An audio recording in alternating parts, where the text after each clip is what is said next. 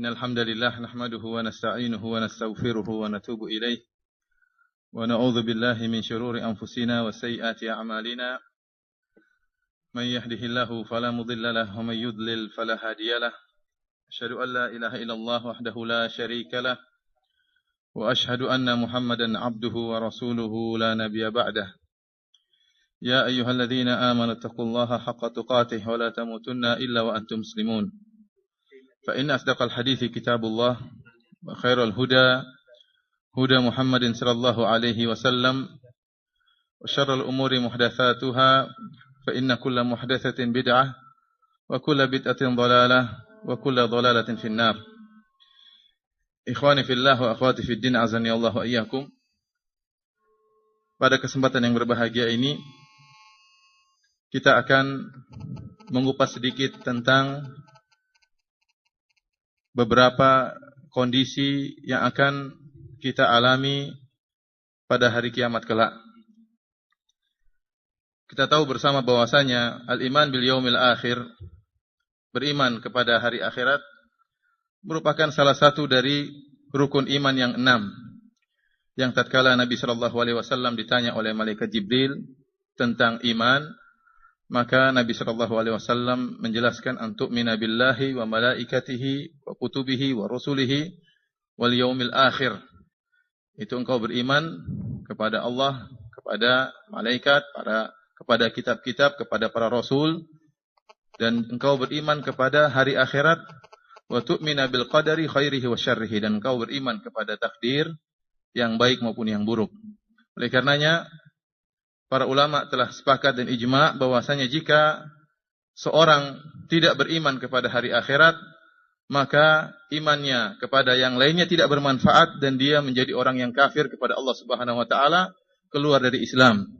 Wa may yakfur billahi wa malaikatihi wa kutubihi wa rusulihi wal yaumil akhir faqad dhalla dhalalan ba'ida. Barang siapa yang kafir kepada Allah, kepada malaikatnya, kepada kitab-kitabnya, kepada para rasul dan kepada hari akhirat, maka sungguhnya dia telah sesat dengan sesat yang sangat jauh. Oleh karenanya, para ikhwan dan para akhwat sekalian yang dirahmati oleh Allah Subhanahu wa taala, Allah Subhanahu wa taala sering menggandengkan antara al-iman billah dan al-iman bil yaumil akhir, yang menunjukkan akan pentingnya al-iman bil yaumil akhir. Sampai Allah menggandengkan antara iman billah dengan iman kepada hari akhirat. Dalam beberapa ayat di antaranya seperti firman Allah Subhanahu wa taala, laisal birra an tuwallu wujuhakum qibala al-masyriq wal maghrib walakinnal birra man amana billahi wal yaumil akhir. Allah menggandengkan langsung antara iman billah dan iman bil yaumil akhir. Kata Allah Subhanahu wa taala, bukanlah kebaikan yaitu kalian mengarahkan wajah-wajah kalian ke arah timur maupun ke arah barat, akan tapi yang namanya kebaikan albir an tu'mina billahi, engkau beriman kepada Allah dan yaumil akhir, dan beriman kepada hari akhirat. Dalam ayat yang lain kata Allah Subhanahu wa taala, dzalikum yu'adzu bihi man kana yu'minu billahi wal yaumil akhir. Demikianlah Allah Subhanahu wa taala memberi mau'izah kepada kalian, kepada nasihat kepada kalian, yaitu siapa? Man kana yu'minu billahi wal yaumil akhir. Itu orang-orang yang beriman kepada Allah dan hari akhirat. Dalam ayat ini juga digandengkan antara iman billah dan iman bil yaumil akhir. Dalam ayat yang lain juga Allah Subhanahu wa taala berfirman, innal ladzina amanu wal ladzina hadu wan nasara was-sabiin man amana minhum billahi wal yaumil akhir. Sungguhnya orang-orang yang beriman dari kemudian orang-orang Yahudi, orang-orang Nasrani, orang-orang Sabiin, barang siapa di antara mereka yang beriman kepada Allah dan hari akhir. Demikian juga di antaranya doa Nabi Ibrahim alaihissalam, kata dalam Al-Quran, wa idh qala Ibrahim rabbi ij'al hadha baladan amina warzuq ahlahu minats thamarati man amana minhum billahi wal yaumil akhir. Nabi Ibrahim alaihissalam berdoa kepada Allah Subhanahu wa taala agar Allah Subhanahu wa taala menjadikan tanah tersebut, yaitu kota Mekah, menjadi tanah yang aman dan diberikan rizki kepada siapa? Berupa buah-buahan kepada man amana minhum billahi wal yaumil akhir, yang beriman kepada Allah dan hari akhirat. Kita dapati pula bahwasanya Nabi SAW pun dalam beberapa hadis menggandengkan antara iman billah dan iman bil yaumil akhir. Mengkhususkan tanpa menyebutkan iman yang lain, tanpa menyebutkan iman bil malaikah, bil rusul, wa bil kutub, tetapi hanya mencukupkan penyebutan iman kepada Allah dan hari akhirat. Terutama tatkala Nabi SAW ingin menekankan suatu amalan, ingin memotivasi para sahabat atau memotivasi kaum mukminin untuk perhatian terhadap suatu amalan, seperti sabda Nabi SAW, "Man kana yu'minu billahi wal yaumil akhir, fala yu'dhi jarahu." Barang siapa yang beriman kepada Allah dan hari akhirat, maka jangan dia ganggu tetangganya. Kemudian kata Nabi SAW, "Man kana yu'minu billahi wal yaumil akhir, falyukrim dhaifahu." Barang siapa yang beriman kepada Allah dan hari akhirat, maka hendaknya dia memuliakan tamunya. Kemudian Nabi SAW juga bersabda, "Man kana yu'minu billahi wal yaumil akhir, falyaqul khairan aw liyasmut." Barang siapa yang beriman kepada Allah dan hari akhirat, maka hendaknya dia mengucapkan kebaikan atau dia diam. Oleh karenanya, amalan-amalan seperti ini ya, hanya bisa dilakukan dengan baik oleh orang yang beriman kepada hari akhirat. Hanya orang yang bisa menjaga lisannya, ya, tidak mengucapkan kecuali kebaikan, atau dia diam, orang-orang tersebut, itu orang-orang yang benar-benar beriman kepada Allah dan hari akhirat. Ikhwani fillah akhwati fiddin azanillahu wa iyyakum. Ini semua menunjukkan akan pentingnya al-iman billah wal yaumil akhir, dan kita ketahui bersama bahwasanya al-iman billah wal yaumil akhir, ya, beriman kepada hari akhirat, ya, merupakan landasan seorang untuk beramal soleh. Landasan seorang untuk beramal soleh. Para ulama menyebutkan, ya, kenapa dalam hadis-hadis tadi atau dalam beberapa ayat Allah Subhanahu wa taala tidak menyebutkan keimanan yang lain, hanya menyebutkan iman billah dan iman bil yaumil akhir. Sebagaimana Nabi sallallahu alaihi wasallam juga hanya menyebutkan al-iman billah dan al-iman bil yaumil akhir. Sebagian ulama menyebutkan bahwasanya karena al-iman bil yaumil akhir mencakup keimanan yang lainnya, berkonsekuensi seorang beriman pula kepada yang lainnya. Tatkala seorang beriman kepada hari akhirat, dia beriman akan adanya jaza, adanya balasan pada hari kiamat kelak. Tentunya dia harus menjalankan perintah Allah Subhanahu wa taala dan menjauhi larangan Allah Subhanahu wa taala, karena dia tahu di akhirat kelak nanti, hari yang abadi, akan ada balasan dari Allah Subhanahu wa taala. Oleh karenanya, tatkala dia harus menjalankan perintah Allah dan menjauhi larangan Allah, atau menjalankan syariat Allah dan menjauhi larangannya, dia harus beriman kepada Rasulullah sallallahu alaihi wasallam. Karena yang menjelaskan akan hal tersebut adalah Rasulullah sallallahu alaihi wasallam, ya.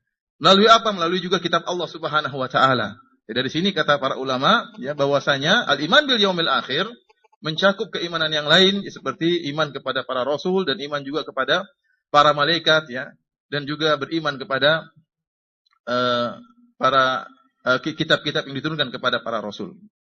Sebagaimana tadi saya jelaskan bahwasanya al-iman bil yaumil akhir, beriman kepada hari akhirat, merupakan landasan seorang untuk beramal saleh. Kita dapati seorang kalau diingatkan tentang hari akhirat, ya akhi, ente jangan berbuat zalim.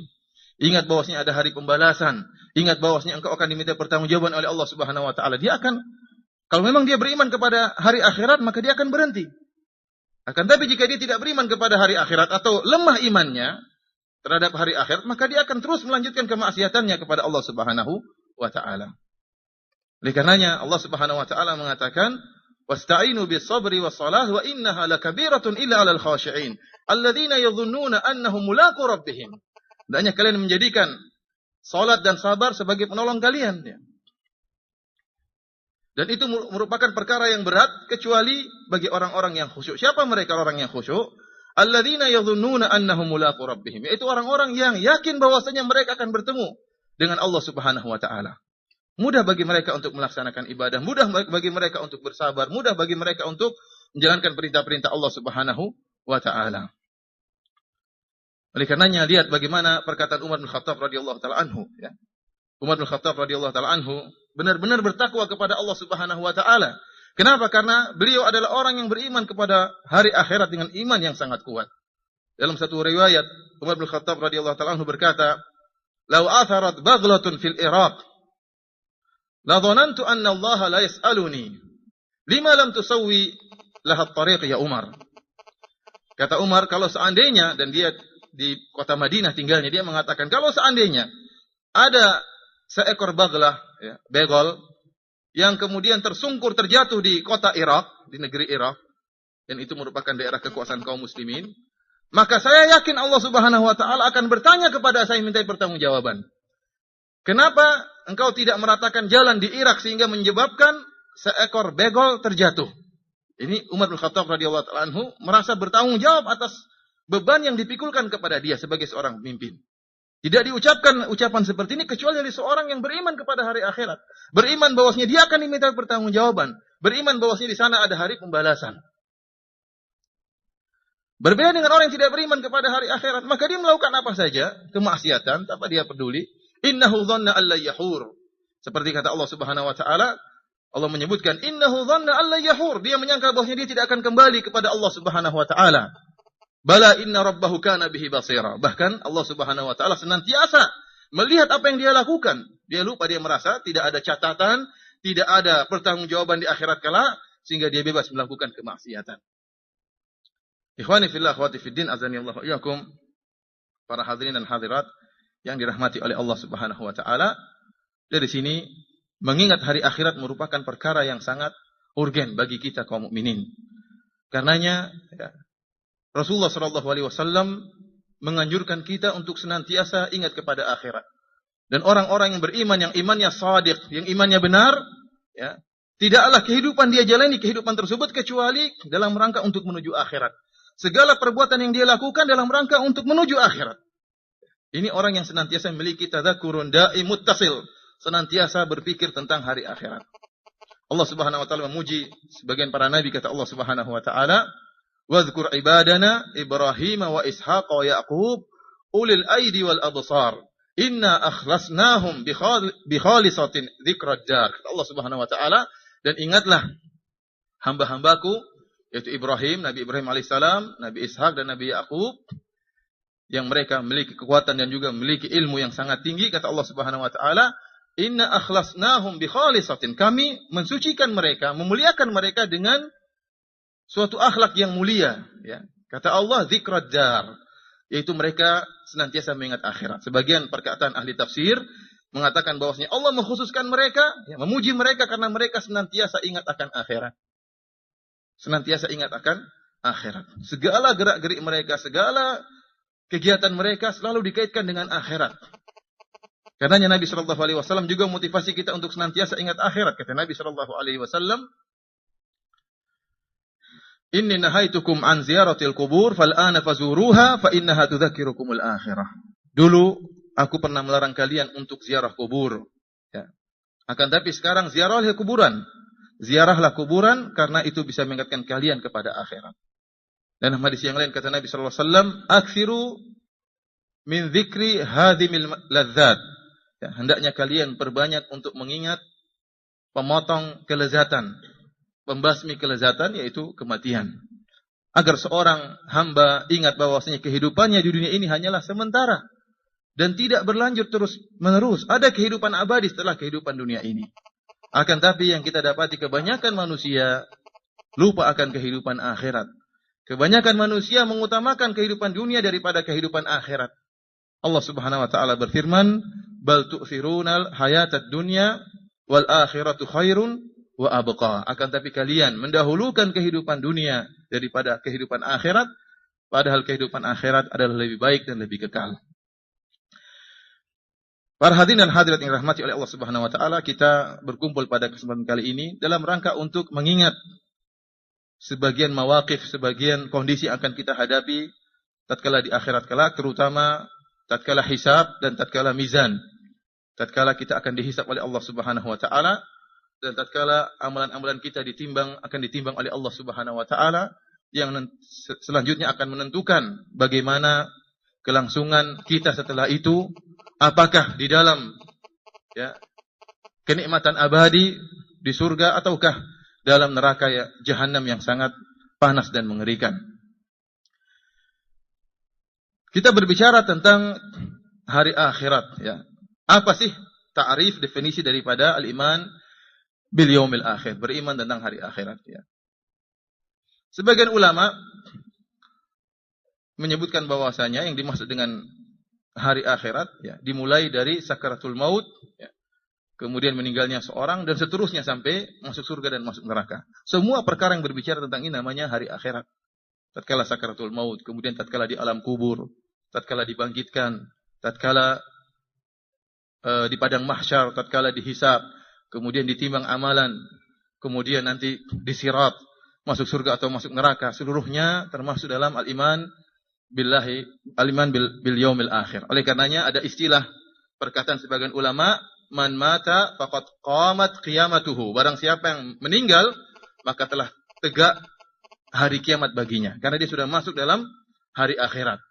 Kalau orang sudah meninggal, dia sudah berpindah dari kehidupan dunia menuju kehidupan akhirat, dimulai dari kematiannya dan seterusnya sampai penghujung, apakah di surga ataukah di neraka jahanam.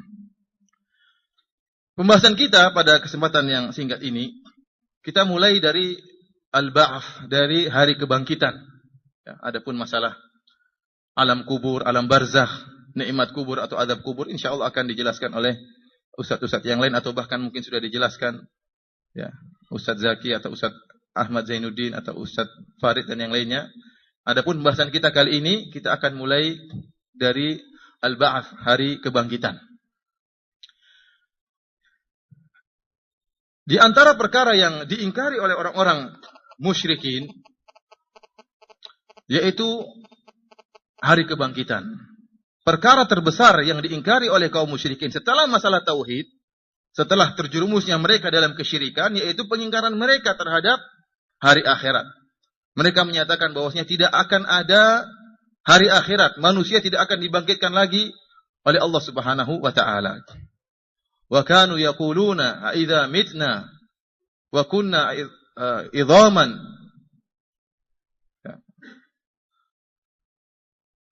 Kata Allah Subhanahu wa taala, wa kanu yaquluna idza mitna wa kunna turaban wa idhaman a inna lamab'utsun.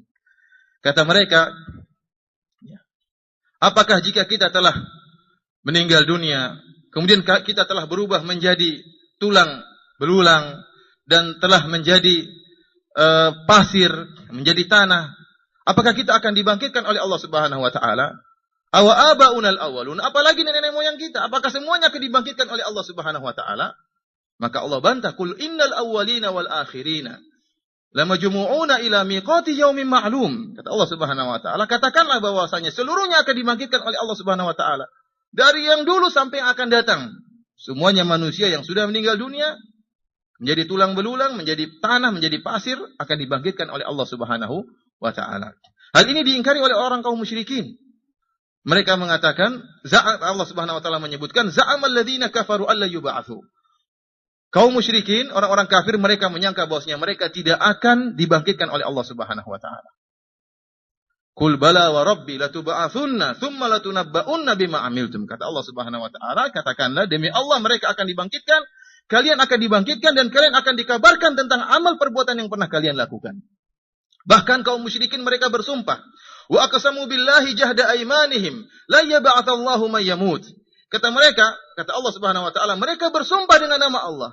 Orang-orang kafir, musyrikin, mereka beriman kepada Allah. Mereka beriman tentang adanya Allah Subhanahu wa taala, Allah sebagai pencipta. Akan tapi mereka mengingkari adanya hari kebangkitan. Sehingga mereka bersumpah, wa aqsamu billahi jahda aymanihim. Mereka benar-benar bersumpah, Allah tidak akan bangkitkan orang yang telah mati. Kenapa bisa demikian? Karena mereka mengkiaskan Allah Subhanahu wa taala dengan makhluk yang mereka lihat. Kalau mereka lihat ada tulang belulang, bagaimana bisa dikembalikan menjadi manusia? Kalau manusia kemudian sudah meninggal, kemudian sudah hancur, sudah menjadi tanah, bagaimana bisa dibangkitkan lagi menjadi manusia kembali utuh? Inilah yang buat mereka mengingkari akan adanya hari kebangkitan. Dan ini perkara yang merupakan perkara besar yang terjadi dialog antara Nabi SAW dengan mereka. Oleh karenanya kalau kita perhatikan dalam Al-Quran, banyak sekali ayat yang mentakrir tentang al-iman bil yaumil akhir, bahwasanya ada hari akhirat. Bahkan nama-nama surat disebut dengan nama-nama hari akhirat. Al-Haqqah, At-Taghabun, Al-Haqqah, suatu yang benar-benar akan terjadi. Karena mereka bimbang akan terjadi hari kiamat. Allah sebutkan Al-Haqqah, Mal-Haqqah. Tahukah kalian apa yang sungguh akan benar terjadi? Itu hari kiamat. Allah sebutkan tentang ahwal, tentang dahsyatnya hari kiamat dalam ayat tersebut. Al-Qari'ah, Mal-Qari'ah. Ya.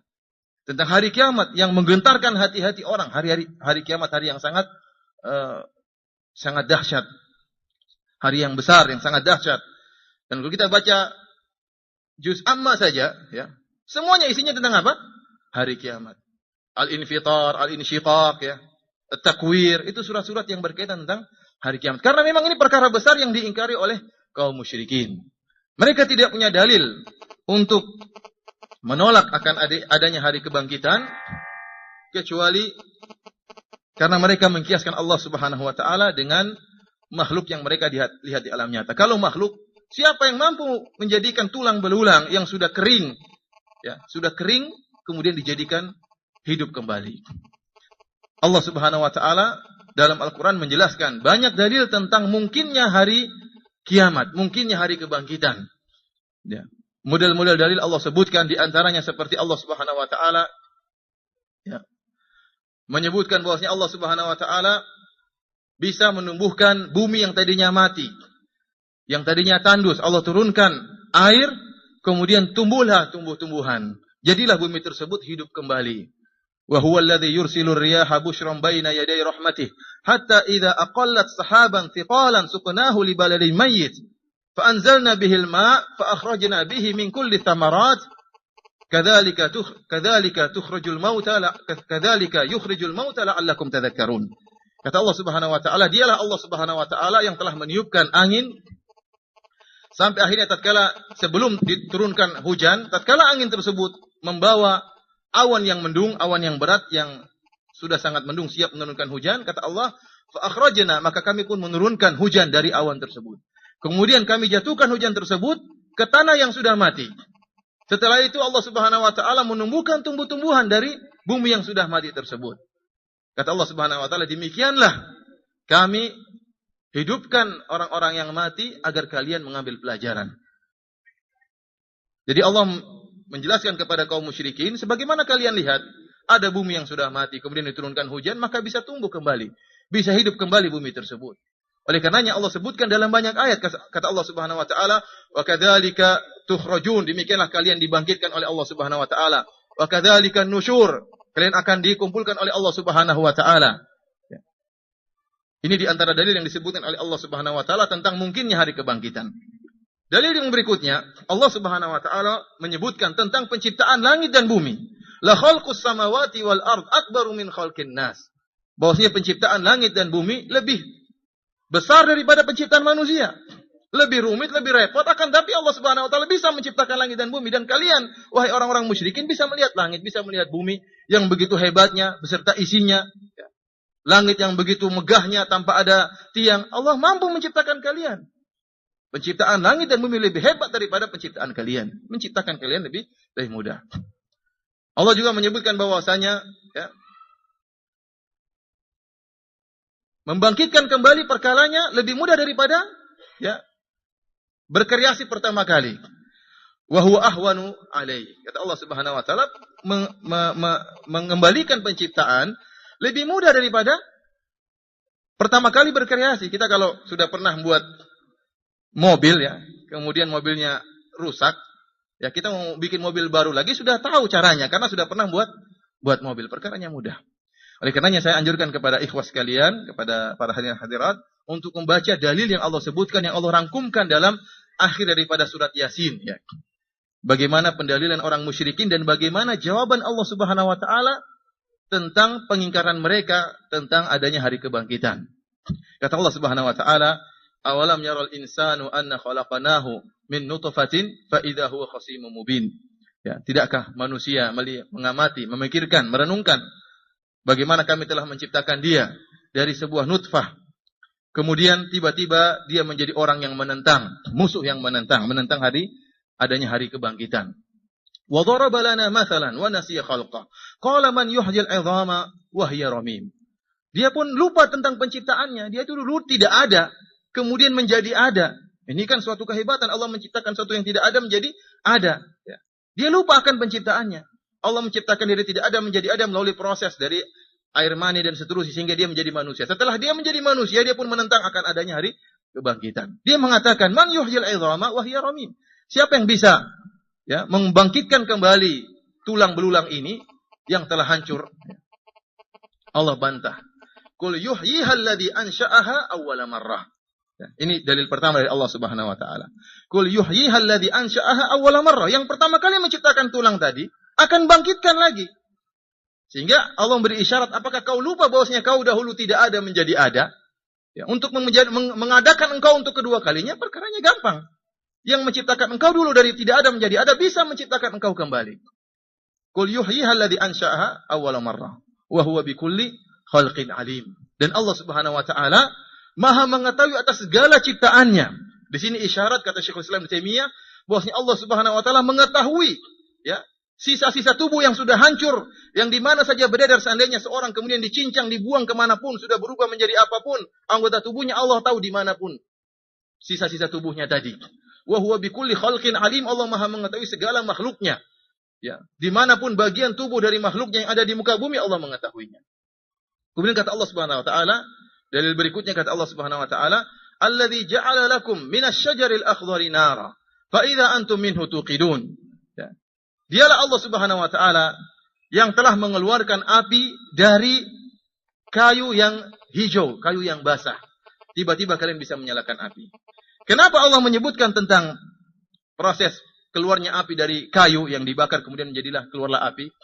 Karena orang-orang musyrikin mereka mengatakan, "Man yuhyil idhama wa hiya ramim?" Siapa yang bisa mengembalikan tulang belulang ini yang sudah kering, ya. Yang sudah kering. Jadi tulang tersebut sudah hancur dan juga sudah kering. Sementara kehidupan, ya namanya kehidupan daging, itu ada hararah, ada namanya panas. Allah Subhanahu wa taala menjelaskan, lihatlah kayu yang hijau bisa mengeluarkan apa? Bisa mengeluarkan api. Jadi tulang belulang, ya kalau kayu saja yang hijau yang basah bisa mengeluarkan api, bagaimana dengan tulang belulang? Tulang belulang yang apa namanya sudah hancur tersebut, yang tidak ada panas dalam tulang belulang, sudah dingin, bisa Allah keluarkan panas dari tulang belulang tersebut dan Allah bisa menciptakan kembali manusia. Awalaysa alladhi khalaqas samawati wal arda biqadir ala ay yakhluqa mithlahum. Kemudian Allah menyebutkan dalil berikutnya, bukankah Allah yang telah menciptakan langit dan bumi? Dan langit dan bumi adalah lebih hebat daripada manusia, bisa menciptakan kembali kalian. Mudah bagi Allah Subhanahu wa taala. Bala wa huwal khallaqul alim. Innama amruhu idza arada syai'an an yaqula lahu kun fayakun. Kemudian Allah tutup ayat tersebut dengan mengatakan sungguhnya perkaranya semua ringan bagi Allah. Allah hanya mengatakan apa? Kun fayakun. Maka jangan kalian mengkiaskan Allah dengan makhluk. Allah tidak perlu, kalau menciptakan tidak perlu proses. Allah tidak perlu proses. Kalau Allah mau bikin proses, itu karena ada hikmah. Tapi kalau tanpa proses pun Allah bisa. Hanya mengatakan apa? Kun fayakun. Allah bisa menciptakan kita tanpa ayah dan ibu. Sebagaimana Allah menciptakan Nabi Adam. Akan tapi Allah membuat proses, adanya pernikahan dan selanjutnya adanya hubungan antara suami dengan istri. Ada hikmah di balik itu. Tapi kalau Allah ingin menciptakan kita tanpa ada sebab sama sekali, Allah bisa. Perkara Allah cuma kun fayakun. Dialah Allah Subhanahu wa taala Maha Pencipta dan lagi Maha Kuasa. Oleh karenanya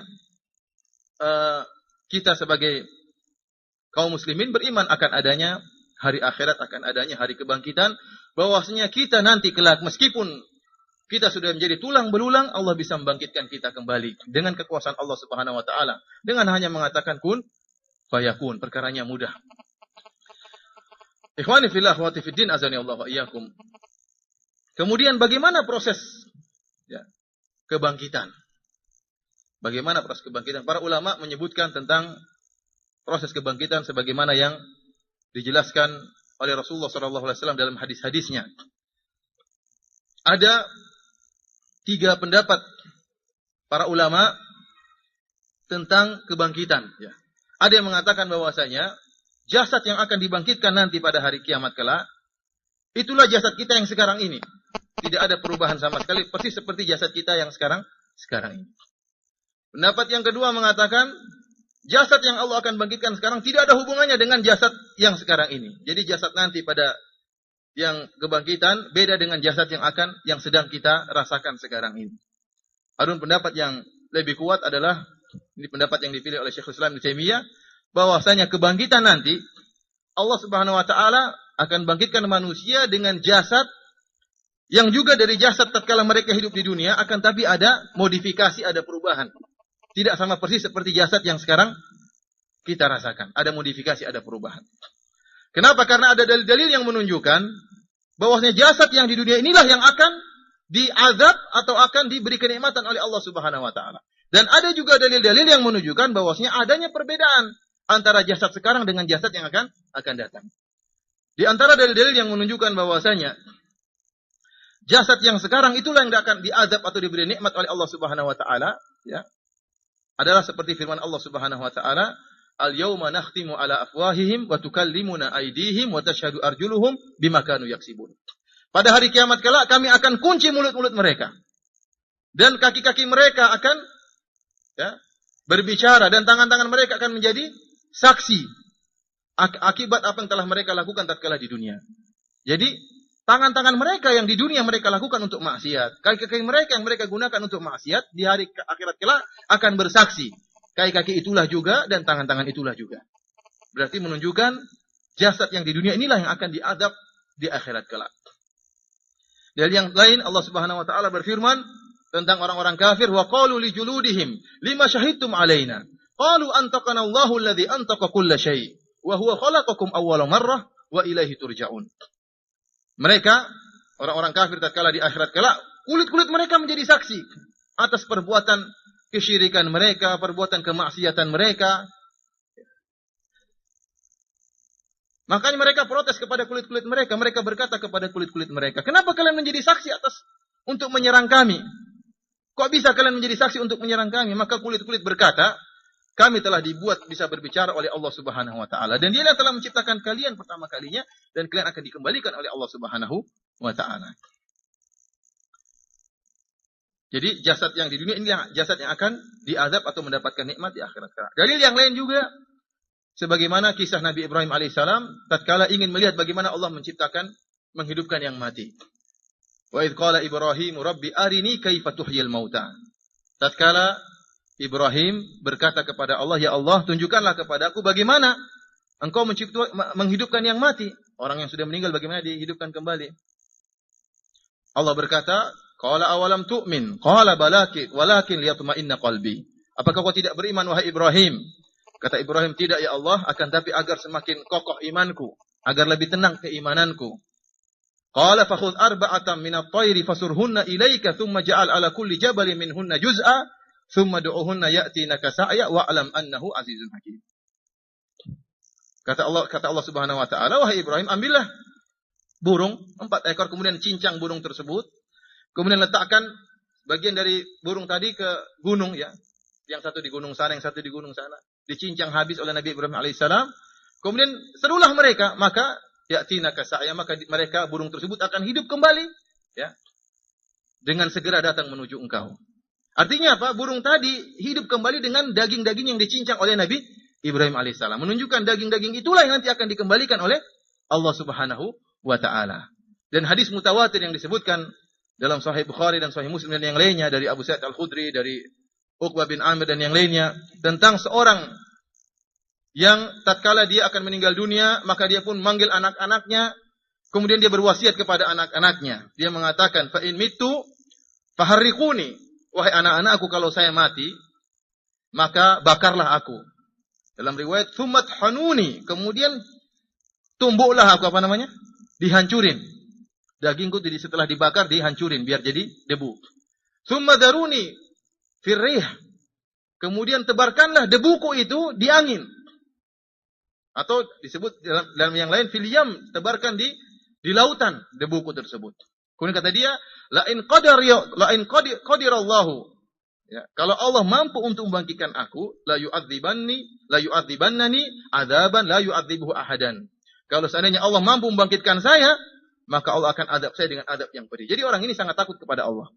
Supaya terhindar dari azab Allah, maka dia ingin selamat dari azab Allah. Ya sudah, dia wasiatkan, kalau saya mati, bakar saya sampai hangus, kemudian arang saya itu digiling, kemudian debunya disebarkan di udara dan di lautan.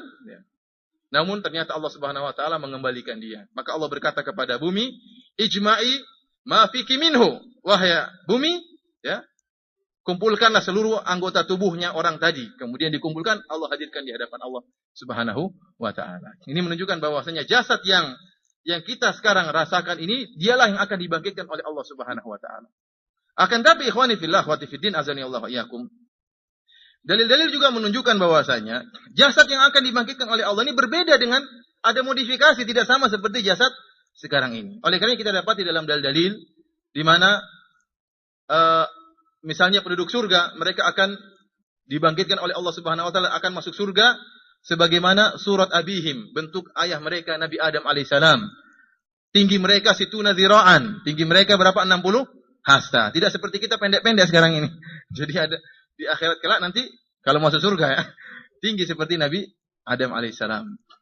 Kemudian misalnya penduduk surga la yabulun, mereka tidak buang air kecil, wala yataghawwatun, mereka tidak buang air besar.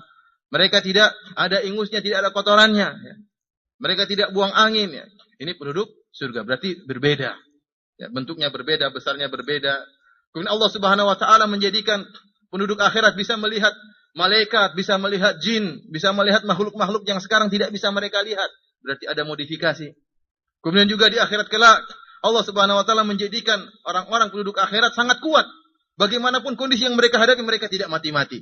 Mulai dari tatkala hari kiamat, matahari turun dalam 1 mil, orang kafir disiksa oleh Allah Subhanahu wa taala juga tidak mati-mati, menunjukkan berbeda antara ya ada perbedaan meskipun dari jasad yang sama akan tapi dimodifikasi oleh Allah Subhanahu wa taala. Inilah pendapat yang dipilih oleh Syekhul Islam Ibnu Taimiyah rahimahullah dan dikuatkan oleh Ibnu Abilis Al-Hanafi dalam Syarah Al-Aqidah Tahawiyah. Para hadirin dan hadirat yang dirahmati oleh Allah Subhanahu wa taala, adapun hari kebangkitan berkaitan dengan ditiupkannya sangkakala.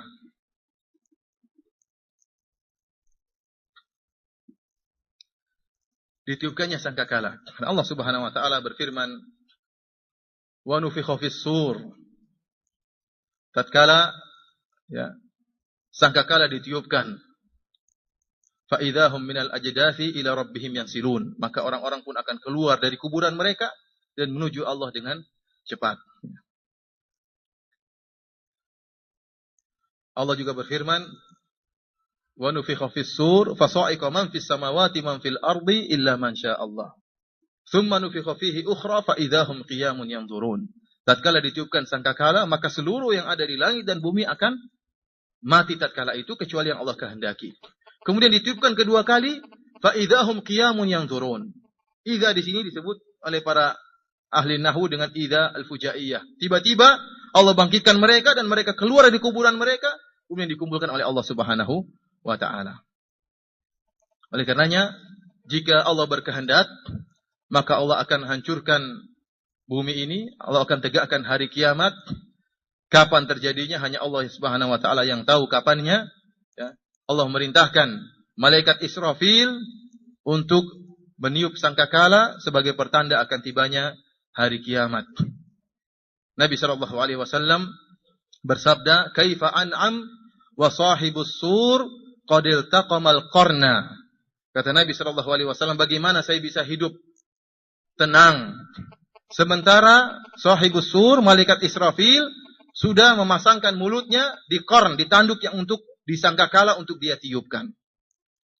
Dalam hadis yang lain kata Nabi sallallahu alaihi wasallam, "Ma tarafa sahibus sur mudh wukkila bihi." Ya, malaikat Israfil tidak pernah memejamkan matanya, tidak pernah mengedipkan matanya sejak ditugaskan oleh Allah Subhanahu wa taala untuk meniup sangkakala. Yanzuru nahwal arsy, dia melihat ke arah arsy, ke arah langit. Yakhsha an yu'mara bihi qabla an yartadda ilaihi tarfuh. Malaikat Israfil senantiasa melihat ke langit, menanti-nanti kapan Allah Subhanahu wa taala merintahkan dia untuk meniupkan sangkakala. Dia khawatir kalau dia mengedipkan matanya sudah diperintahkan. Oleh karena selalu senantiasa matanya terbuka menanti perintah Allah Subhanahu wa taala. Ka'anna ainaihi kaukabani durriyan. Kata Nabi sallallahu alaihi wasallam, kedua mata malaikat Israfil seperti dua bintang yang berkilauan. Rasulullah SAW ditanya tentang sur, tentang sangkakala, kata Nabi SAW, qarnun yunfakhu fihi. Itu semacam tanduk yang ditiup oleh malaikat Israfil. Ya, meskipun tidak ada hadis yang sahih yang menyebutkan nama malaikat ini, Israfil, akan tapi para ulama telah ijma', ada yang menukil ijma' bahwasanya nama malaikat yang meniup sangkakala namanya malaikat Israfil.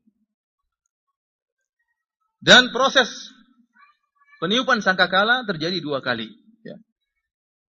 Sangkakala yang pertama ditiupkan, ya, sebagaimana tadi firman Allah Subhanahu Wa Taala, "Tsumma nufikha fihi ukhra, fa idzahum qiyamun yanzurun." Jadi peniupan yang pertama, ya, itu adalah sisa-sisa manusia di akhir zaman. Karena menjelang hari kiamat, setelah timbul tanda-tanda hari kiamat, munculnya Dajjal, munculnya Imam Mahdi dan seterusnya, akan tersisa orang-orang yang di penghujung hari kiamat. Kemudian akan keluar api dari negeri Yaman mengantarkan mereka menuju ke suatu padang. Sehingga kemudian Allah Subhanahu Wa Taala memerintahkan Israfil untuk meniupkan sangkakala, sehingga kemudian mereka pun meninggal seluruhnya. Seluruh makhluk hidup tatkala itu yang ada di muka bumi akan mati tatkala itu pada tiupan sangkakala yang pertama. Kemudian setelah itu ditiupkan sangkakala yang kedua untuk membangkitkan manusia dari kuburan-kuburan mereka. Tatkala Abu Hurairah ditanya tentang baina nafqatain, berapa waktu antara tiupan yang pertama dengan tiupan yang kedua, maka Rasulullah menjelaskan 40 jaraknya. Maka Abu Hurairah ditanya, apakah 40 tahun? Kata dia, saya tidak tahu. Apakah 40 bulan, apakah 40 hari? Abu Hurairah tidak bisa menjawab, tidak tahu. Intinya ada jarak antara tiupan sangkakala pertama dengan sangkakala yang kedua. Tatkala ditiupkan sangkakala yang kedua, maka sebagaimana firman Allah Subhanahu Wa Taala, fa idzahum qiyamun yanzurun, maka mereka pun segera bangkit dari kuburan mereka, keluar dari kuburan mereka, kemudian berjalan, dikumpulkan oleh Allah Subhanahu Wa Taala. Dan mereka dibangkitkan dari kuburan-kuburan mereka dalam keadaan telanjang bulat, dalam keadaan tidak memakai alas kaki, dalam keadaan belum disunat. Dalam satu hadis dari Aisyah radhiyallahu taala anha, Rasulullah SAW mengatakan, "Yuhsyarun nasu yaumal qiyamati hufatan uratan gurlan buhman." Bahwasanya orang-orang akan dibangkitkan pada hari kiamat dalam keadaan tidak memakai alas kaki, ya, tidak pakai sendal, tidak pakai sepatu, dalam keadaan telanjang bulat, dalam keadaan belum disunat, dalam keadaan buhman, tidak membawa apapun. Tidak ada yang mereka bawa. Tidak ada sedikit pun yang mereka bawa. Mereka berjalan, ya, dalam keadaan kosong, dalam keadaan telanjang, dibangkitkan oleh Allah Subhanahu Wa Taala. Hari yang sangat dahsyat tatkala itu. Dibangkitkanlah manusia pada hari tersebut. Ya. Kemudian Rasulullah SAW membacakan dalam hadis yang lain, Rasulullah membacakan firman Allah Subhanahu Wa Taala, "Kama bada'na awwala khalqin nu'idu wa'dan alaina inna kunna fa'ilin." Kata Allah Subhanahu Wa Taala, ya, sebagaimana kami menciptakan mereka pertama kali, kami ulangi. Jadi sebagaimana tatkala kita keluar dari perut ibu kita dalam keadaan telanjang, dalam keadaan tidak pakai alas kaki, dalam keadaan tidak bawa apa-apa, dalam keadaan belum disunat, maka Allah akan bangkitkan kita pula demikian. Kama bada'na awwala khalqin nu'iduh, kami ulangi. Ya, sebagaimana mereka pertama kali diciptakan. Wa'dan alaina inna kunna fa'ilin, dan pasti kami akan melakukan janji kami tersebut. Kemudian Rasulullah SAW menjelaskan, awwalu man yuksa minal khalaiq Ibrahim alaihissalam. Mereka dalam keadaan telanjang, kemudian yang pertama kali dipakaikan pakaian oleh Allah Subhanahu Wa Taala Nabi Ibrahim alaihissalam. Kemudian Nabi Muhammad sallallahu alaihi wasallam.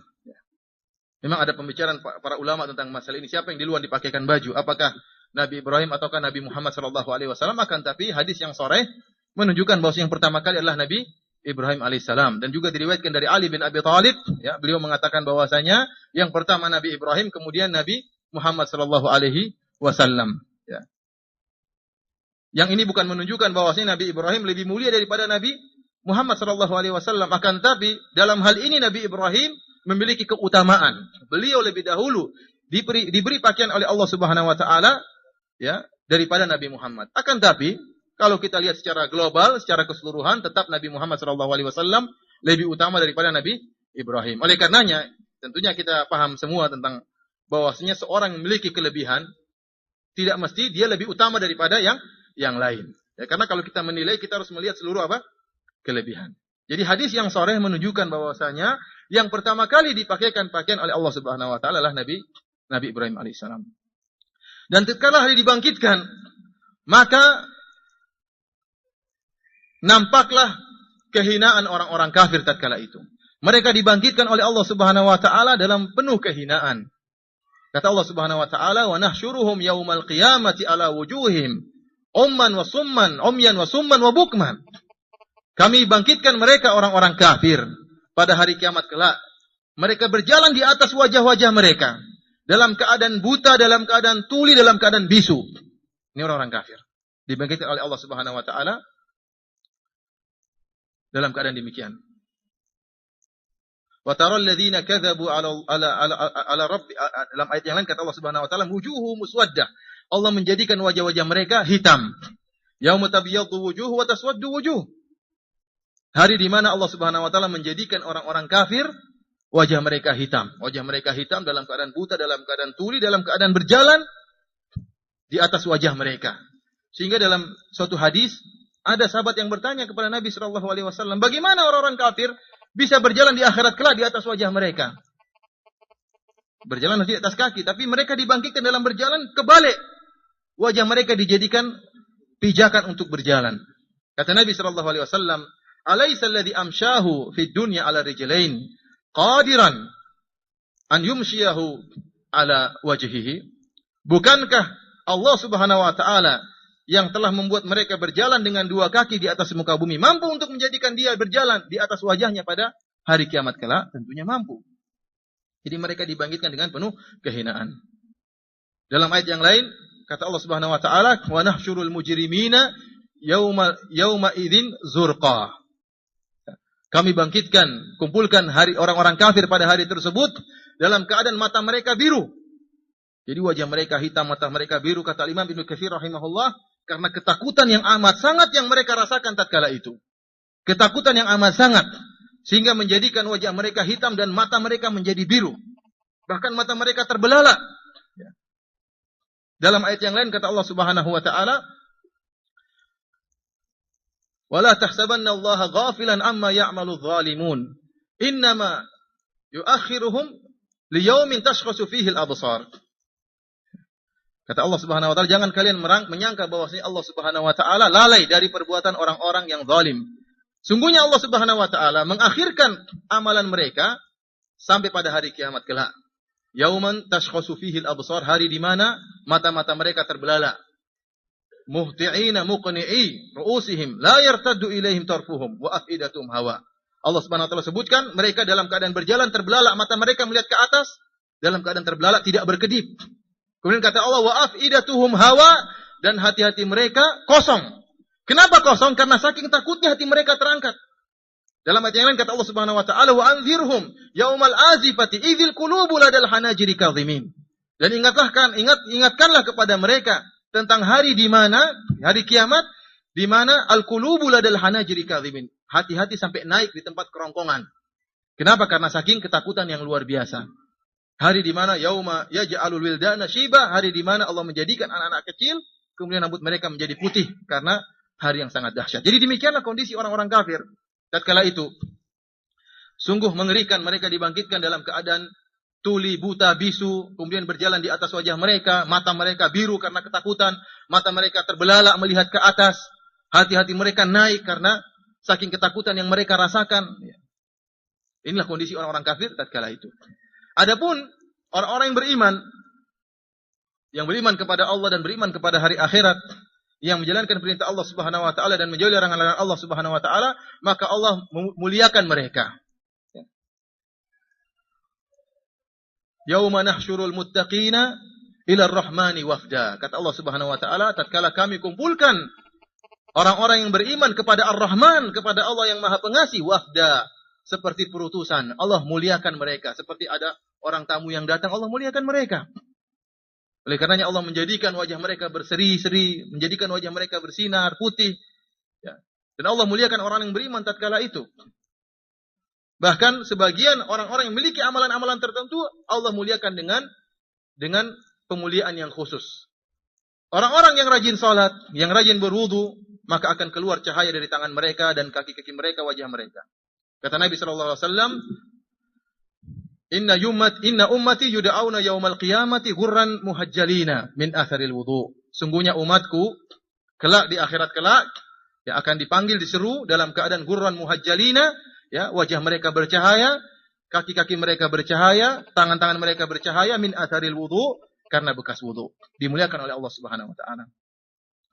Orang yang mati syahid, Allah Subhanahu wa taala akan bangkitkan dia dalam keadaan lukanya masih basah. Kata Nabi sallallahu alaihi wasallam, "Al-laun launud dam war-rihu rihul misik." Warnanya warna darah, akan tapi baunya bau minyak kasturi. Allah muliakan dia sehingga dia terkenal di antara kaum muslimin, di antara orang khalayak yang sedang ada di padang mahsyar tersebut. Orang ini Allah tunjukkan dia mati syahid. Allah muliakan dia. Orang yang meninggal dalam keadaan ihram, kata Nabi sallallahu alaihi wasallam, "Fa innahu yub'atsu yaumal qiyamati mulabbiyan." Dia akan dibangkitkan oleh Allah Subhanahu wa taala dalam keadaan bertalbiyah. Bayangkan pemuliaan dari Allah Subhanahu wa taala, dia dibangkitkan dalam keadaan mengatakan labbaik Allahumma labbaik, labbaik la syarika laka labbaik. Allah muliakan dia. Orang-orang tukang azan, kata Nabi sallallahu alaihi wasallam, "Innal muadzinina atwalu a'naqan yaumal qiyamah." Orang-orang tukang azan, maka leher mereka akan ditinggikan oleh Allah Subhanahu wa taala. Ya, mereka menjadi terkenal. Orang-orang melihat siapa itu yang lehernya tinggi, ternyata orang-orang tukang azan dimuliakan oleh Allah Subhanahu wa taala.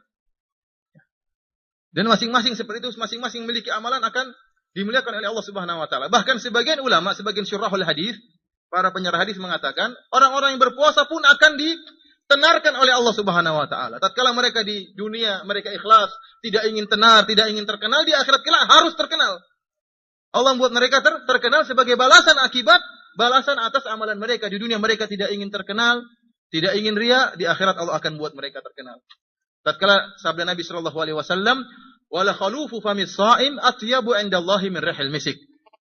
Bau mulut orang yang sedang puasa itu lebih disukai oleh Allah Subhanahu wa taala dari bau minyak kasturi. Sebagian ulama hadis mengatakan ini akan terjadi pada hari kiamat.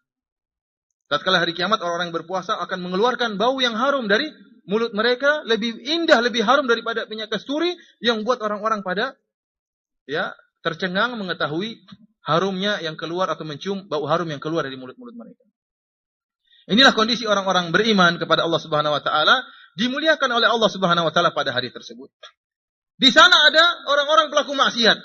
Ada orang kafir, ada orang beriman, ada pelaku maksiat.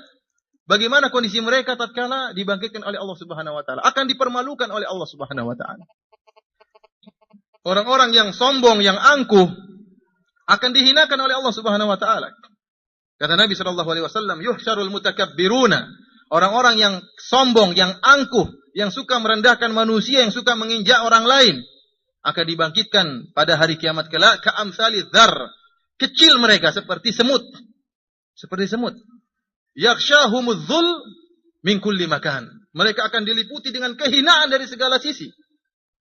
Dalam riwayat yang lain, yakhshahumul nas, mereka akan diliputi oleh manusia, hampir diinjak oleh orang, banyak orang hampir menginjak dia.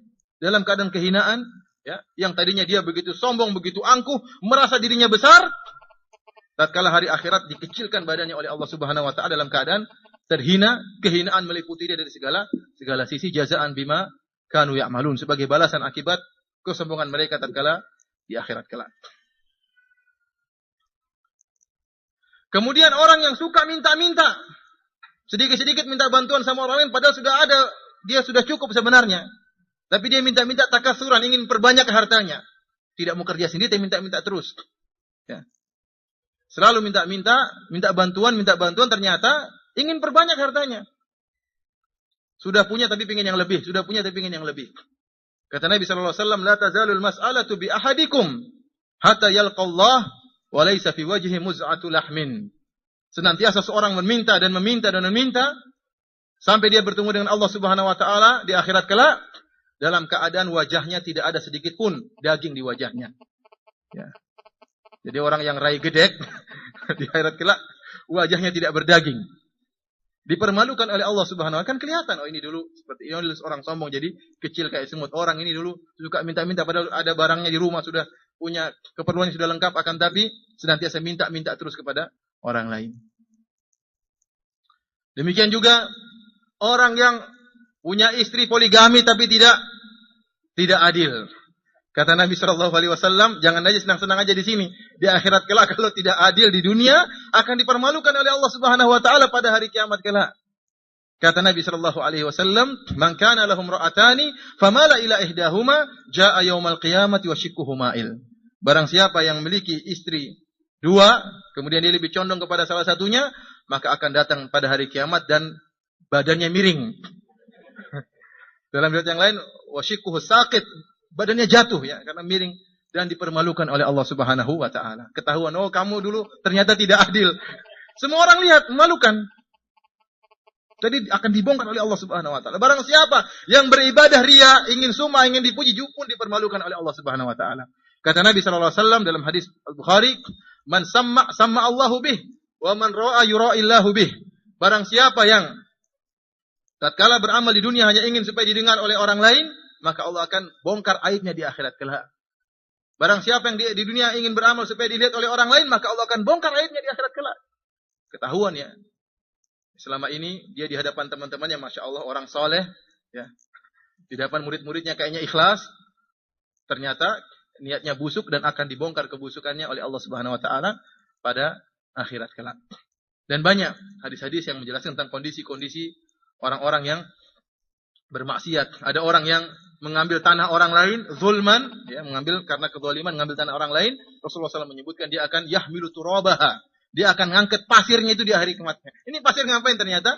Dulu nyolong pasir orang lain. Pagarnya dipinggir-pinggirin, dipindah-pindahin 1 cm, 2 cm, akhirnya jadi 1 meter. Jadi ini banyak terjadi di kalangan kaum muslimin. Apalagi kemudian pasang patok seluruhnya ini punya saya. Apalagi langsung dibangun apa? Dibangun rumah di atas tanah tersebut, pada tanah orang lain. Ini banyak kejadian di antara kaum muslimin. Akan dibongkar aibnya oleh Allah Subhanahu wa taala. Ikhwani fillah, azanillahu wa iyyakum. Hari tersebut merupakan hari yang sangat dahsyat ya. Kalau kita perhatikan tentang ayat-ayat atau surat-surat yang berkaitan tentang hari kiamat. Kata Allah, Al-Qari'ah, Mal-Qari'ah, tahukah kalian tentang hari kiamat? Hari yang menggentarkan hati manusia. Hari di mana setiap orang akan ingat akan kesalahan-kesalahannya. Hari di mana akan dibalas ya segala amal perbuatan yang kita lakukan di atas muka bumi ini. Pada hari tersebut, ya kata Allah Subhanahu wa taala, "Idza sama'un fatarat", tatkala langit apa? Terbelah. Wa idzal kawakibun tatarat, tatkala bintang-bintang berjatuhan. Wa idzal jibalu suyirat, wa idzal biharu fujirat, tatkala lautan menjadi lautan api dibakar oleh Allah Subhanahu wa taala. Tatkala gunung-gunung berterbangan dihancurkan oleh Allah Subhanahu wa taala. Oleh karena Allah Subhanahu wa taala berfirman dalam awal dari surat Al-Hajj, "Ya ayuhan nasu taqu rabbakum inna zalzalatas saati syai'un 'azim."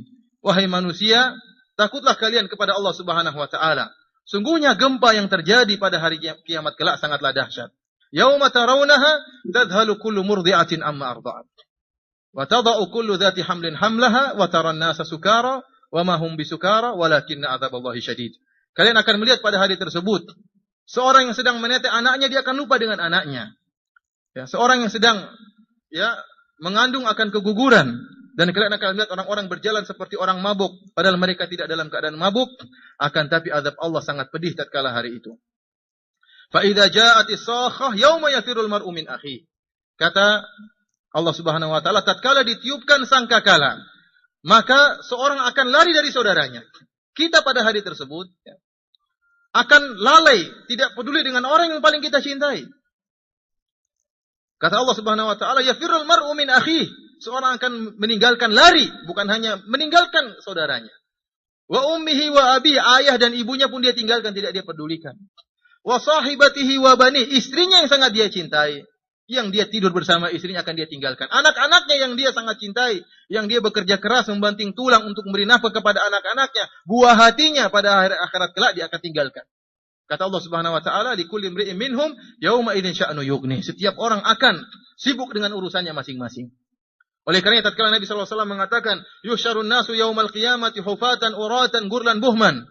Manusia akan dibangkitkan oleh Allah Subhanahu wa taala, dikumpulkan oleh Allah Subhanahu wa taala dalam keadaan telanjang bulat, tidak memakai alas kaki, belum disunat, dalam keadaan tidak membawa apa-apa. Kata Aisyah radhiyallahu taala anha, "Ar-rijal wan nisa, ya Rasulullah, alaysa yanzuru ba'dhum ila aurati ba'd?" Apakah laki-laki dan perempuan akan dikumpulkan bersama ya Rasulullah? Bukankah sebagian mereka akan melihat aurat yang lain? Kata Nabi sallallahu alaihi wasallam, "Al-amru asyaddu min dzalik. Al-amru asyaddu min an yanzura ba'dhum ila aurati ba'd." Perkaranya lebih dahsyat sehingga orang tidak sempat berpikir untuk melihat aurat orang lain. Masing-masing sibuk dengan hari tersebut. Allah akan mengingatkan dia dengan segala kesalahan yang pernah dia lakukan. Yauma yatadzakkarul insanu ma sa'a. Hari tersebut orang akan ingat seluruh kesalahan yang pernah dia lakukan. Sekarang kita lupa. Kata Allah Subhanahu wa taala, ahsahullahu wa nasuh. Allah catat seluruhnya, sementara mereka lupa dengan maksiat yang mereka lakukan. Pada hari kiamat kelak, seluruh kita akan ingat akan segala perbuatan yang pernah kita lakukan. Bagaimana kita tidak takut tatkala itu? Sementara di hadapan kita ada persidangan besar. Yang memimpin sidang adalah Allah Subhanahu wa taala. Masing-masing kita akan dihisab dan akan disidang oleh Allah Subhanahu wa taala. Hari yang sangat dahsyat, ya. Manusia dikumpulkan di sebuah padang bumi yang bukan bumi sekarang kita ini. Kata Allah Subhanahu wa taala, "Yauma tubaddalul ardu ghairal ardi was samawat." Hari di mana bumi akan dirubah oleh Allah Subhanahu wa taala dengan bumi yang lain. Kata Nabi sallallahu alaihi wasallam, "Yuhsyarun nasu ala ardin bayda'a afra'a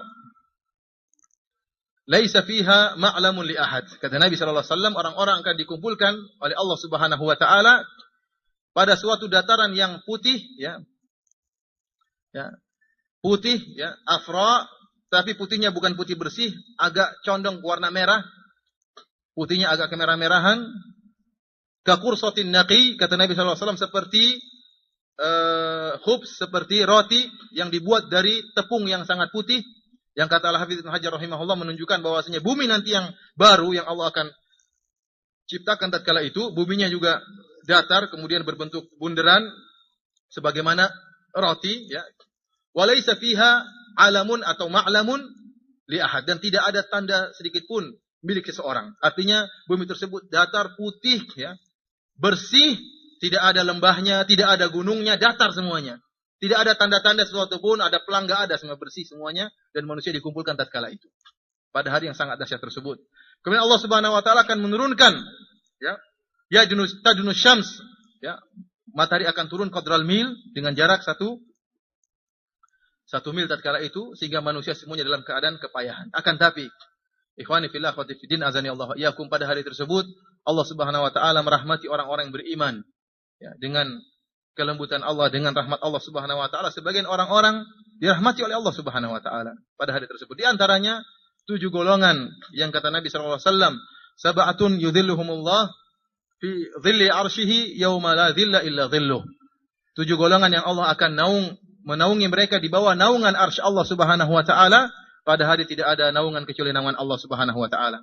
Di antaranya imam yang adil dan 7 golongan yang sebagaimana kita ketahui, dan semoga Allah Subhanahu wa taala menjadikan kita termasuk dari 7 golongan tersebut yang dirahmati oleh Allah Subhanahu wa taala pada hari tersebut.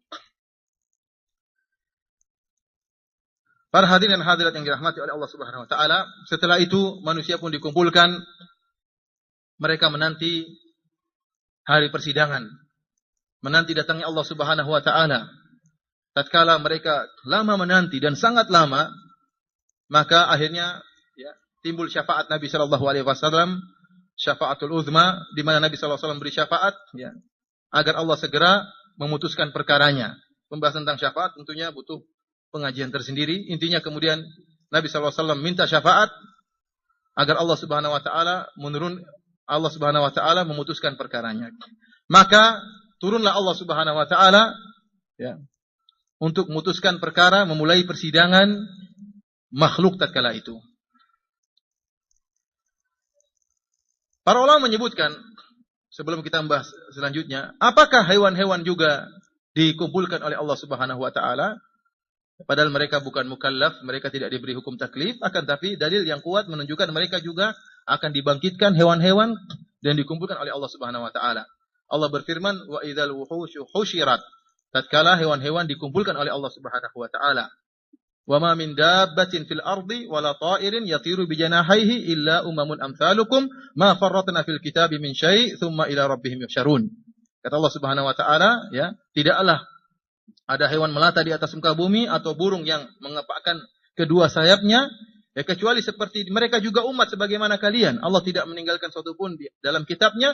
Tsumma ila rabbihim yuhsyarun, dan mereka akan dikumpulkan kepada Rabb mereka. Oleh karena disebutkan dalam hadis yang akan kita sebutkan kelak, yaitu Nabi sallallahu alaihi wasallam mengatakan, la tu'addanna al-huququ ila ahliha hatta yuqada asyat al-jalha'u min asyat al-aqarna. Kata Nabi sallallahu alaihi wasallam, pada hari kiamat kelak seluruh hak-hak akan dikembalikan kepada pemilik hak. Sampai-sampai, ya, akan diambil hak dari kambing yang bertanduk diberikan kepada kambing yang tidak bertanduk. Karena kambing yang bertanduk menzalimi kambing yang tidak bertanduk. Ya, ini akan terjadi pada hari kiamat. Untuk menunjukkan keadilan Allah Subhanahu wa ta'ala. Intinya setelah Nabi SAW memberi syafaat, maka turunlah Allah Subhanahu wa ta'ala. Kalla idza dukkatil ardu dakkan dakka wa jaa rabbuka wal malaku saffan saffan. Tatkala bumi ya digoncangkan dengan dahsyatnya, kemudian datanglah Allah Subhanahu wa ta'ala bersama malaikat-malaikat Allah Subhanahu wa ta'ala yang bersaf-saf. Ya. Hal yanzuruna illa ayyatiyahumullahu fi dhulalin minal ghamami wal malaikah wa qudiyal amr. Apakah mereka menanti-nantikan kecuali datangnya Allah Subhanahu wa ta'ala ya pada hari kiamat kelak. Jadi Allah turun ke bumi yang baru tersebut sesuai dengan kebesaran Allah Subhanahu wa ta'ala, kita tidak tahu bagaimananya, dalam rangka untuk memutuskan perkara ya dan memulai persidangan tatkala itu. Dan manusia tatkala itu baris ya, baris di hadapan Allah Subhanahu wa ta'ala. Wa uridu ala rabbika saffa, dan mereka dihadirkan di hadapan Allah Subhanahu wa ta'ala dalam barisan. Masing-masing siap disidang oleh Allah Subhanahu wa ta'ala. Ikhwani fillah, azani Allah wa iyyakum.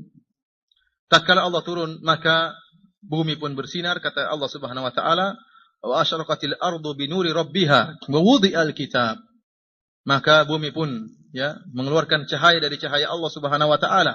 Wa wudi'al kitab, kemudian diletakkan Alkitab. Kitab yaitu kitab catatan amal untuk menghisap hamba-hamba Allah Subhanahu wa ta'ala.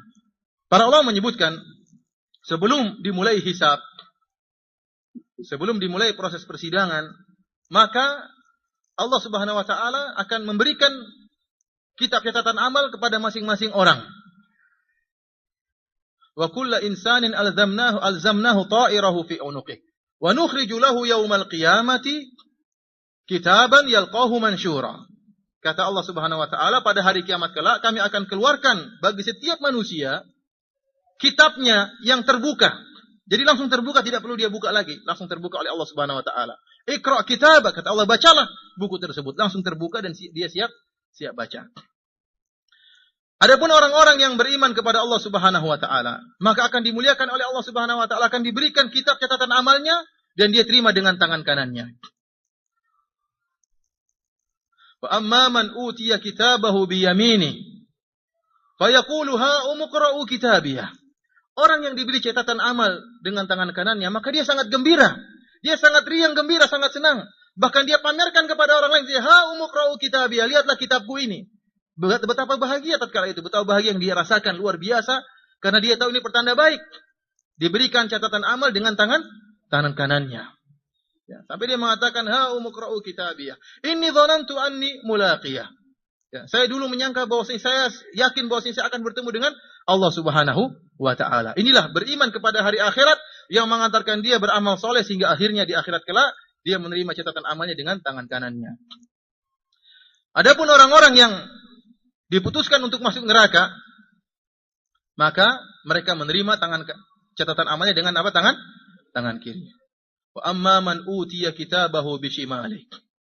Dalam ayat yang lain kata Allah Subhanahu wa ta'ala, wara'a dhahrih. Dia menerima buku catatan amalnya dengan tangan kirinya dan dari belakang. Entah apakah tangannya tembus dari dada, tembus ke belakang, atau dia, wallahu alam, yang jelas dia terima dengan tangan kirinya dan dari belakang dia. Ini orang-orang yang diputuskan oleh Allah Subhanahu wa ta'ala kelak akan masuk dalam neraka jahanam. Fasawfa yad'u subura wa yasla sa'ira. Dia akan menyeru, ya. Kemudian penuh penyesalan, kemudian dia akan masukkan oleh Allah Subhanahu wa ta'ala dalam neraka jahanam. Kenapa sebabnya? Kata Allah Subhanahu wa ta'ala, innahu dhanna alla yahur. Dia dulu menyangka bahwasanya dia tidak akan kembali kepada Allah Subhanahu wa ta'ala. Bala inna rabbahu kana bihi basira. Padahal Allah Subhanahu wa ta'ala dahulu senantiasa melihat amal perbuatannya dan dicatat. Allah Subhanahu wa ta'ala sangat ketat. Allah Subhanahu wa ta'ala maha mengetahui apa yang dilakukan hamba, dan Allah menugaskan para malaikat untuk mencatat amalan tersebut dalam catatan amal sebagai bukti bagi masing-masing orang di akhirat kelak.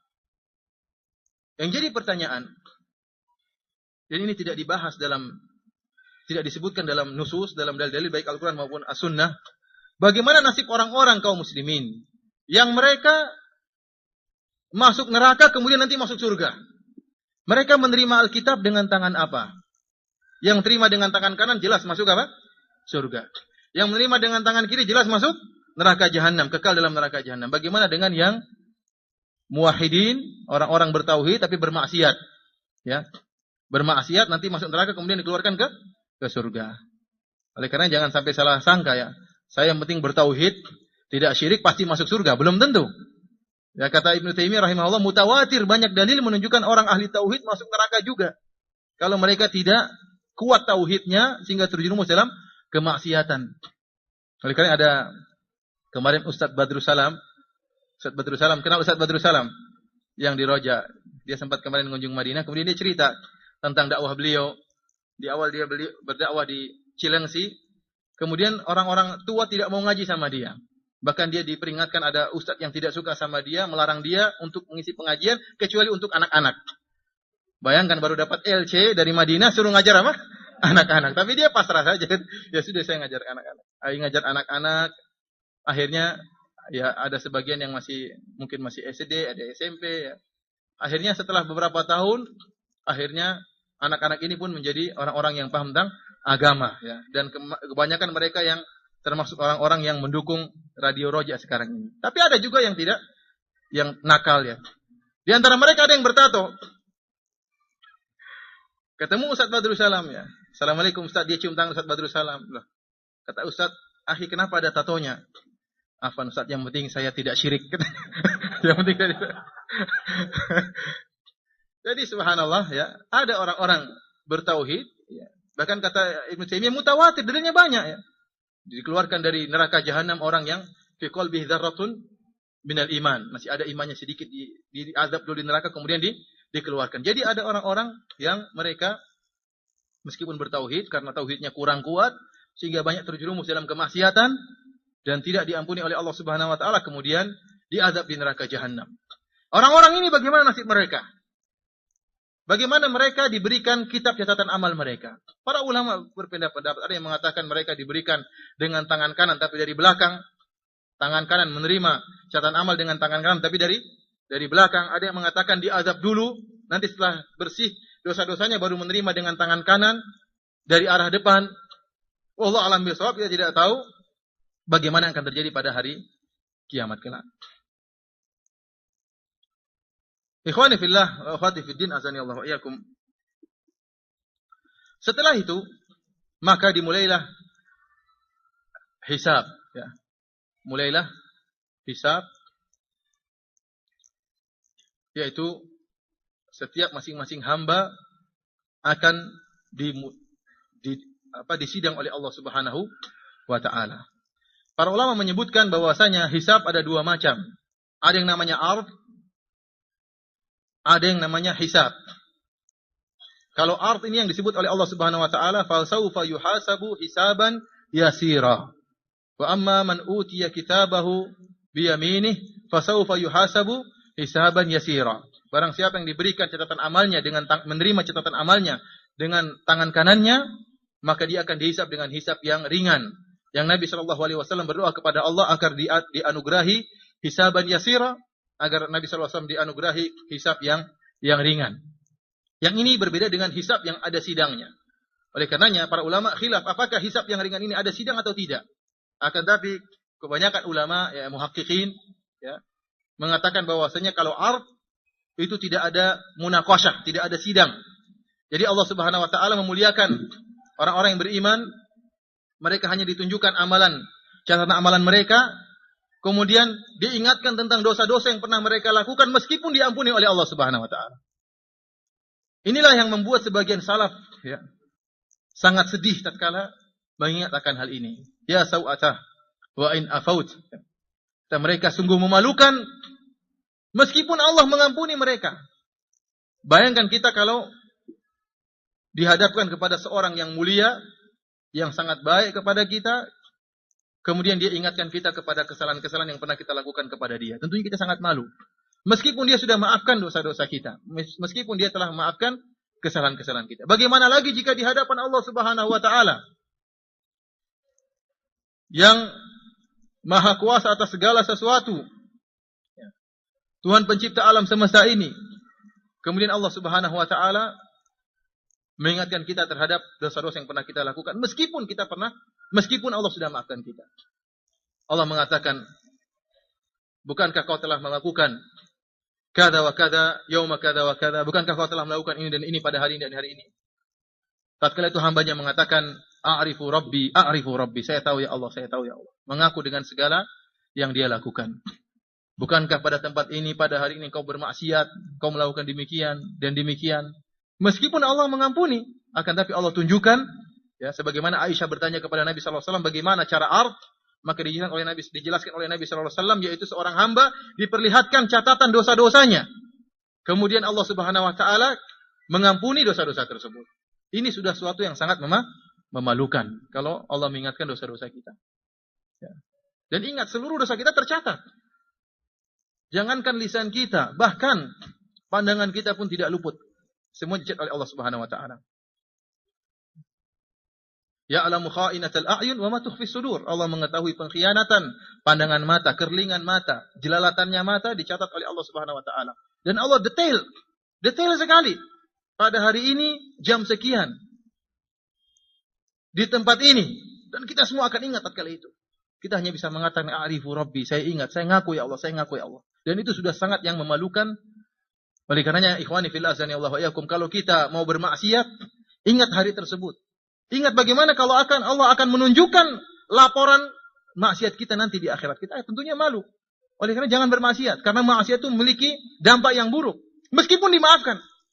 Meskipun dimaafkan oleh Allah Subhanahu wa taala, sungguh sudah membuat kita malu di hadapan Allah Subhanahu wa taala.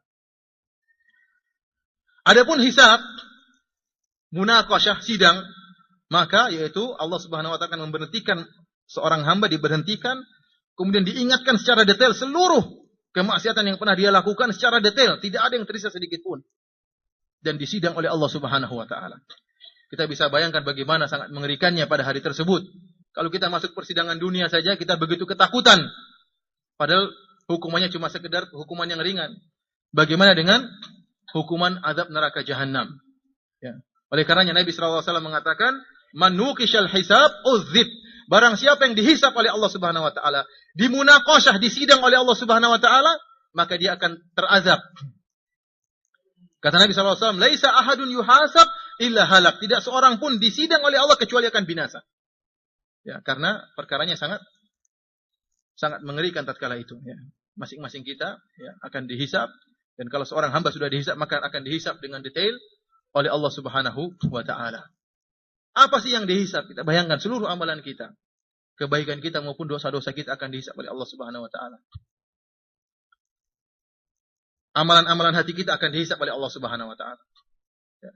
Dosa-dosa yang pernah kita lakukan dengan hati kita, baik riya, baik ujub, baik suudzon, baik hasad, buruk sangka kepada saudara, buruk sangka kepada Allah Subhanahu wa taala, semuanya tercatat. Gerak-gerik hati kita semuanya tercatat dan Allah akan ingatkan pada hari tersebut. Kemudian juga akan dihisab oleh Allah Subhanahu wa taala ya, dosa-dosa yang dilakukan oleh jawarih kita, tangan kita, lisan kita. Betapa banyak orang yang sudah kita gibah, kita pada lupa siapa yang pernah kita gibah, lupa semuanya. Yang pernah kita hinakan, yang pernah kita rendahkan, semuanya tercatat. Tidak ada satu lafal pun yang keluar kecuali dicatat oleh Allah Subhanahu wa taala. Kemaksiatan yang pernah kita lakukan dengan pandangan mata kita pun dicatat oleh Allah Subhanahu wa taala. Tidak ada satu aurat wanita yang haram kita lihat pun kecuali tercatat oleh Allah Subhanahu wa taala. Baik di internet atau di jalan-jalan, seluruhnya dicatat oleh Allah Subhanahu wa taala, tidak ada yang luput. Belum lagi Allah Subhanahu wa taala menghisab kita atas kewajiban-kewajiban yang kita kurang dalam melakukannya. Bagaimana sholat kita, bagaimana sholat subuh kita. Azan sudah dikumandangkan, kita masih pakai selimut ya. Imamnya paling telat ya. Tidur lagi ya. Semuanya dicatat oleh Allah Subhanahu wa taala. Bagaimana kewajiban kita terhadap anak-anak kita, sudahkah kita mendidik mereka dengan baik? Ataukah kita bebaskan mereka, apa yang mereka kehendaki kita berikan sehingga akhirnya anak-anak kita rusak? Kewajiban terhadap istri kita, apa kita sudah mendakwah istri kita dengan baik, terhadap orang tua kita, seluruhnya dicatat oleh Allah. Ini kewajiban-kewajiban yang kita tidak bagus menjalankannya pun akan dihisab oleh Allah Subhanahu wa taala. Bagaimana lagi ditambah yang dihisab juga adalah kenikmatan-kenikmatan yang kita rasakan. Rasulullah SAW bersabda, yusbihu kullu sulab yusbihu kullu sulama minan nas sadaqah.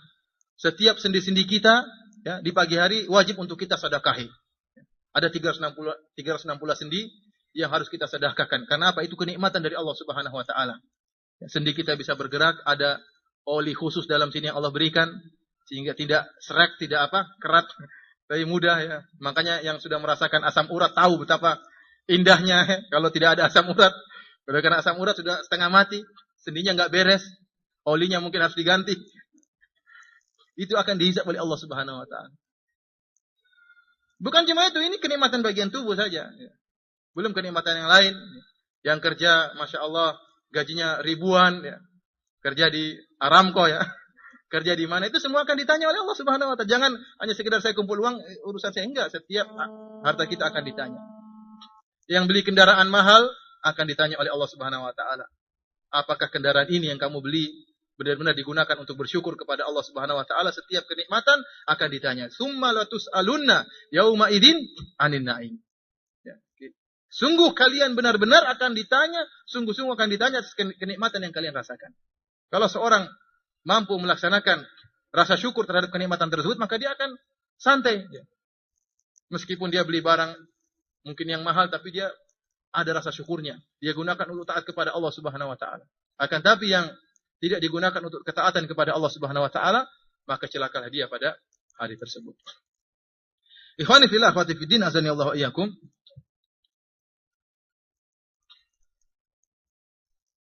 Ada orang-orang yang tidak dihisab oleh Allah Subhanahu wa taala.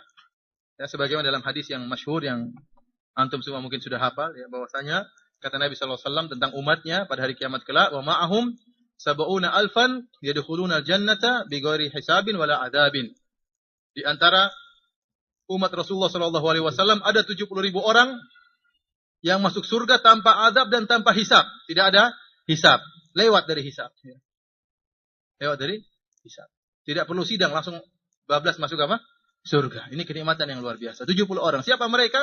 Kata Nabi SAW, humul ladina la yastarqun, wala yatatayyarun, wala yaktawun, wa ala rabbihim yatawakkalun. Mereka adalah orang-orang yang tidak pernah minta untuk diruqyah, dan mereka tidak pernah bertatoyur, ya, mengaitkan nasib sial dengan kejadian alam atau suara-suara, dan mereka tidak pernah berobat dengan besi yang dipanaskan, dan mereka bertawakal kepada Rabb mereka. 70.000 orang, banyak atau tidak? Hah? Sedikit. Jumlah kaum muslimin yang dari Nabi Adam sampai hari kiamat kelak berapa? Banyak sekali. Mungkinkah kita masuk di antara 70.000 orang tadi? Mungkin aja, mungkin. Kemungkinannya kecil sekali. Tapi rahmat Allah luas. Oleh karena Nabi SAW berdoa minta tambahan. Ya. Kemudian kata Nabi SAW, fastazadtu rabbi fazadani ma'a kulli alfin sab'ina alfan. Saya pun minta tambahan kepada Allah Subhanahu wa taala, maka Allah tambah setiap 1.000 membawa 70.000 orang. Berarti jumlahnya jadi berapa sekarang? 70.000 kali banyaklah, lumayan. Masih ada kemungkinan. Tapi dalam riwayatnya kata Rasulullah, wa salatu hatayatin min hatayati rabbi. Ada Allah Subhanahu wa taala tambah lagi dengan tiga rombongan dari Allah Subhanahu wa taala. Kita tidak tahu berapa jumlahnya. Kita berdoa kepada Allah Subhanahu wa taala, semoga kita termasuk orang-orang yang lewat dari hisab, meskipun kita tahu kondisi kita yang begini-begini aja. Tapi semoga rahmat Allah maha luas. Kalau kita bertobat kepada Allah, tidak berbuat kesyirikan, semoga Allah Subhanahu wa taala meloloskan kita, tidak perlu ujian, langsung PMDK masuk surga. Ikhwani fillah wa fiddin, azani Allah wa iyyakum. Setelah hisab, itu sampai jam 3 ya.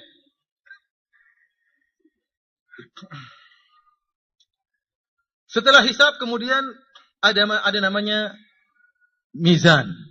Jadi para ulama menyebutkan setelah hisab ada timbangan untuk menimbang amalan-amalan tadi yang telah dihisab oleh Allah Subhanahu wa taala. Telah diklasifikasikan mana yang maksiat dan mana yang kebaikan. Diklasifikasikan oleh Allah Subhanahu wa taala. Sekarang tinggal ditimbang dengan suatu timbangan yang sangat agung. Kata Allah Subhanahu wa taala, "Wa nada'ul mawazinal qista li yaumil qiyamah, fala tuzlamu nafsun syai'a, wa in kana mithqala habbatin min khardalin ataina biha wa kafa bina hasibin." Ya, kami akan meletakkan timbangan yang adil pada hari kiamat. Maka tidak ada satu jiwa pun yang akan dizalimi oleh Allah Subhanahu wa taala. Meskipun perbuatannya hanya sekedar sekecil biji sawi, maka akan Allah hadirkan pada hari tersebut. Jadi tidak ada yang luput dari catatan Allah. Semuanya telah dihisab dan akan ditimbang oleh Allah Subhanahu wa taala. Timbangan ini ada dua sifatnya. Sifat yang pertama, timbangan tersebut sangat besar. Dalam satu hadis yang sahih, Rasulullah SAW mengatakan, yudha'ul mizan yaumal qiyamah, ya, timbangan akan diletakkan oleh Allah pada hari kiamat. Lau wudi'a fihi al-ardu was-samawat lawasi'ahuma. Ya, kata Nabi SAW, kalau seandainya pada timbangan tersebut diletakkan langit dan bumi, langit-langit dan bumi-bumi, maka akan cukup. Yang menunjukkan timbangan tersebut sangat besar. Yang kedua, timbangan tersebut sangat detail. Ya, tadi meskipun hanya sekedar kemaksiatan atau kebaikan, sebesar apapun, sekecil apapun, akan dinampakkan oleh Allah dan ditimbang oleh Allah Subhanahu wa taala. Tidak ada yang luput dari timbangan Allah Subhanahu wa taala. Apakah yang diletakkan di daun timbangan? Kita Ahlussunnah wal Jamaah berdasarkan hadis-hadis yang sahih, kita meyakini bahwasanya timbangan tersebut memiliki dua daun timbangan. Daun timbangan untuk diletakkan padanya kebaikan-kebaikan, dan daun timbangan untuk diletakkan padanya apa? Keburukan-keburukan. Bagaimana proses timbangannya kita tidak tahu, wallahu alam bisawab. Yang jelas timbangan tersebut ada memiliki kifatan, dua daun timbangan. Berbeda dengan orang-orang Mu'tazilah. Orang-orang Mu'tazilah mereka mengingkar, kata mereka tidak ada timbangan. Timbangan hanya abstrak saja, bukan konkret. Karena bagaimana mau timbang amalan soleh alhamdulillah, mana zatnya alhamdulillah, enggak ada zat. Bagaimana mau ditimbang? Kita bilang Allah Subhanahu wa taala maha kuasa atas segalanya.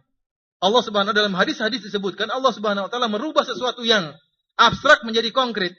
Di antaranya Rasulullah SAW menjelaskan tentang fadilah keutamaan baca Al-Baqarah dan Ali Imran. Karena Ali Imran dan Al-Baqarah yang kita baca pada hari kiamat kelak akan datang seperti awan. Menunjukkan dirubah menjadi apa? Sesuatu yang konkret. Seperti dalam hadis juga, di kuburan nanti seorang akan bertemu dengan amal solehnya dalam bentuk seorang lelaki yang tampan, yang bersiri-siri. Kemudian juga disebutkan bagaimana kematian akan didatangkan oleh Allah dalam bentuk apa? Dalam bentuk kambing yang akan disembelih. Jadi Allah mampu untuk mewujudkan sesuatu yang abstrak menjadi apa? Konkret, kemudian ditimbang. Oleh karena kita mengatakan kita tidak tahu bagaimana cara timbangannya. Yang jelas Allah Maha Kuasa atas segala sesuatu. Sekarang apa yang ditimbang? Apa sih yang diletakkan di atas daun timbangan? Ada khilaf di antara para ulama karena berbagai macam dalil yang menunjukkan akan tersebut. Di antaranya